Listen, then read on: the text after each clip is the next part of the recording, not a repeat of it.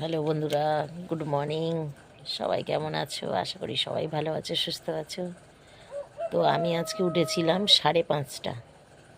যেহেতু আজকের আমার বরের একটু বাজারে কাজ ছিল, তাই 5:30টার সময় আজকে উঠতে হয়েছে। আর এখন একটু শুয়ে রয়েছি, মাথাটা যন্ত্রণা করছে, যেহেতু কালকে ছেলেও ঢুকেছে 12টা 10-এ রাত্রির বেলা। আর আমার কর্তামশাইও আজকে 5:30টার মধ্যেই বেরিয়ে গেছে। আর সেই থেকে পুরো জাগা, ঘুমাতে পারিনি। তা চলে গেল। তারপরে আমি কাজ বাজ সেরে নিয়েছি, বাসি কাজ সারা হয়ে গেছে। আজকের প্রচুর তাড়াতাড়ি কাজ হয়ে গেছে। ছেলে টিফিন করে দিলাম, ছেলে খেয়েও চলে গেছে। আর আমি সব কাজ সেরে টেরে নিয়েছি, অত সকালে স্নান করিনি। তো এখন স্নান করবো আর ঠাকুর দেবো।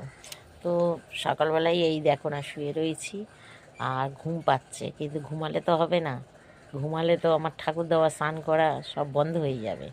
ওর জন্য আর এখন ঘুমাবো না।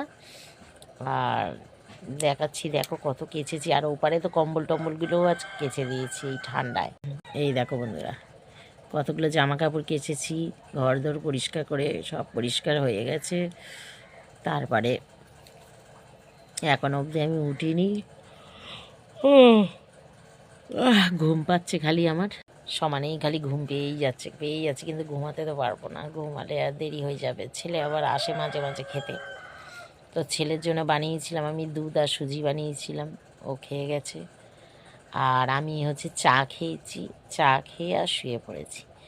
শুয়ে আর মানে ঘুমাতে পারছি না। আমি বলি জামা কাপড়গুলো মেলা আছে, গেটটা খোলা আছে, ওই জন্য চুপ করে শুয়ে আছি। তো এবারে উঠবো, উঠে স্নান করবো, ঠাকুর দেবো, তারপরে রান্নার দিকে যাব। তো দুপুরবেলা কি রান্না হবে অবশ্য তোমাদের সাথে শেয়ার করব।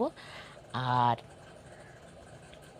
মানে ঘুম নিদ্রা তো সব চলে গেছে, আর কি বলবো। এই দেখো না, না ঘুমিয়ে চোখের তলায় কালি পড়ে গেছে।